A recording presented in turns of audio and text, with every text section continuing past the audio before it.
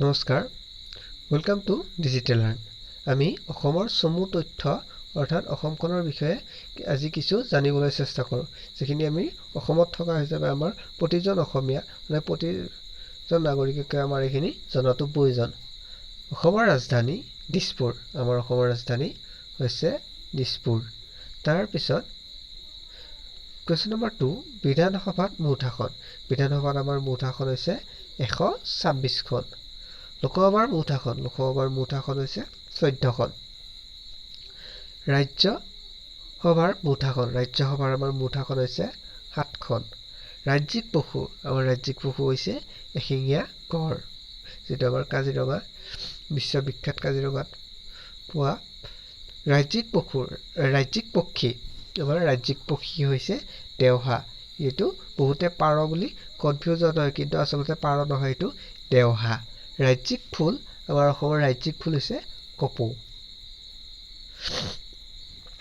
Question number 9, অসমৰ জাতীয় সংগীত। অসমৰ জাতীয় সংগীত ঔ মোৰ আপোনাৰ, এইটো দুখ হৈছে, আচলতে ডেক হ'ব লাগিছিল, মোৰ ভুলতে টাইপিঙত ভুল হৈ গ'ল। ঔ মোৰ আপোনাৰ দেশ, যিটো আমাৰ নখৰাজ লক্ষ্মীনাথ বেজবৰুৱাদেৱে লিখি আমাৰ অসমলৈ আগবঢ়াই থৈ গৈছিল।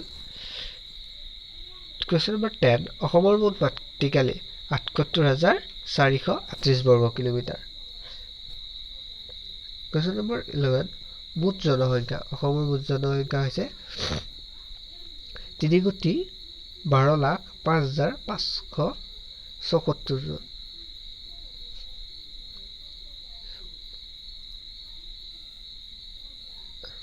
তাৰপিছত কুৱেশ্যন নম্বৰ 12, সাক্ষৰতাৰ হাৰ। অসমৰ সাক্ষৰতা হৈছে 72.19%। 2011 চনৰ লোকপিয়ল প্ৰতি 10 বছৰৰ মূৰে মূৰে এটা গণনা কৰা হয়, যিটো আমাক লোকপিয়ল বুলি কোৱা হয়। সেই লোকপিয়ল অনুসৰি সাক্ষৰতাৰ হাৰ আৰু মুঠ জনসংখ্যা তেনেকুৱা ধৰণৰ এটা হিচাপ ওলোৱা হয়। সেই হিচাপ অনুসৰি সাক্ষৰতাৰ হাৰ 72.19, আৰু এইটো আমাৰ প্ৰতি 10 বছৰ মূৰে মূৰে হয়। সেইকাৰণে 11 হৈছিল, এবাৰ 21 হ'ব লাগে। এইবাৰ যিহেতু আমাৰ কৰোণাৰ হেৰি চলি আছে, চ' কি হয় গণনা হয় নে নাই। 13, মুঠ জিলা হৈছে 35খন।